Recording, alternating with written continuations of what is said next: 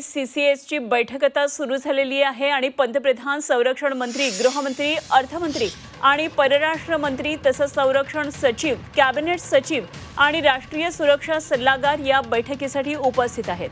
आज दिल्लीमध्ये 4 महत्त्वाच्या बैठका आहेत, मॅरेथॉन बैठका आहेत आणि या बैठकांमध्ये रणनीती वेगवेगळ्या पद्धतीने आज ठरली जाणार आहे। त्यामुळे दिल्लीतल्या या बैठकांकडे लक्ष आहे। पहलगाम हल्ल्यानंतर या बैठका आता सुरू आहेत आणि सीसीएसची ही दिल्लीमध्ये बैठक सुरू झाली आहे। तेव्हा या बैठकीसाठी आता पंतप्रधान तसंच देशाचे संरक्षण मंत्री, गृहमंत्री, अर्थमंत्री, परराष्ट्र मंत्री, संरक्षण सचिव, कॅबिनेटचे सचिव आणि राष्ट्रीय सुरक्षा सल्लागार बैठकीला उपस्थित आहेत। उर्वशी खुना आमच्या प्रतिनिधी या सर्व घडामोडींवर लक्ष ठेवून आहेत। थेट जाऊया उर्वशीकडे। उर्वशी, सीसीएसची बैठक सुरू झाल्याचं कळतंय, काय नेमके या संदर्भातले डिटेल्स?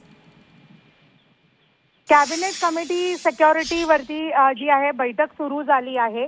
ही दुसरी बैठक आहे हल्ल्यानंतर ची आपण बघितली आणि यात खास करून महत्त्वाचं म्हणून कारण की काल ज्या प्रकाराने तिन्ही सेने बलाच्या चीफ बरोबर जी बैठक झाली आहे, ज्यात पंतप्रधान नरेंद्र मोदी यांनी त्यांना सांगितलं आहे आणि पूर्ण सूट दिली आहे, स्वतंत्रता दिली आहे की कधी कोणत्या पद्धतीने आणि कोणत्या मार्गाने उत्तर द्यायचं आहे या हल्ल्यांना, ते त्यांना स्वतंत्रता दिली आहे। त्याच्यानंतर हे महत्त्वाचं आहे।